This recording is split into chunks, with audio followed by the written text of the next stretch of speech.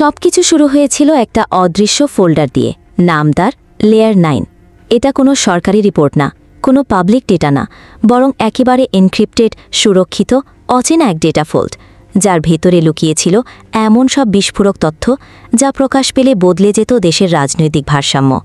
বলা হতো এই ফোল্ডারে ছিল নির্বাচনী টাকার হিসাব, বিদেশি ফান্ডিংয়ের ট্র্যাক, সোশ্যাল মিডিয়া প্রোপাগান্ডা ইউনিটের নকশা, আর এমন কিছু অডিও ক্লিপ যা শুনলে মুখোশ খুলে যেত বড় বড় নামের।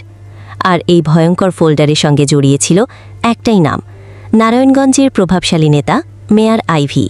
গোপনে চলছিল তদন্ত, ঘুরছিল কিছু সাহসী হাত। কিন্তু হঠাৎ একদিন সেই ফোল্ডার উধাও।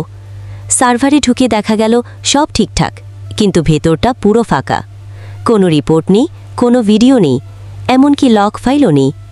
শুধু একটা লাইন জলজল করছিল স্ক্রিনে, 404 ফাইল নট ফাউন্ড। বিশেষজ্ঞরা বলল এটা হ্যাক না, এটা ক্লিনজিং অপারেশন।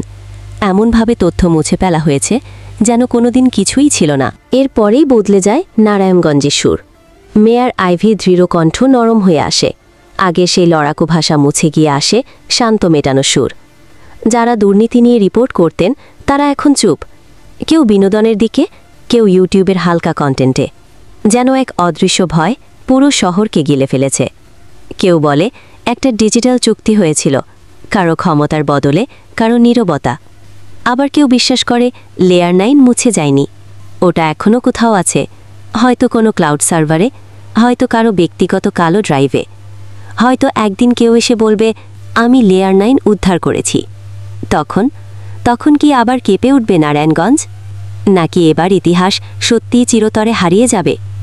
তথ্য মুছে ফেলা যায়, কিন্তু প্রযুক্তি ভুলে না। ইতিহাস চুপ করে থাকে, কিন্তু হারায় না।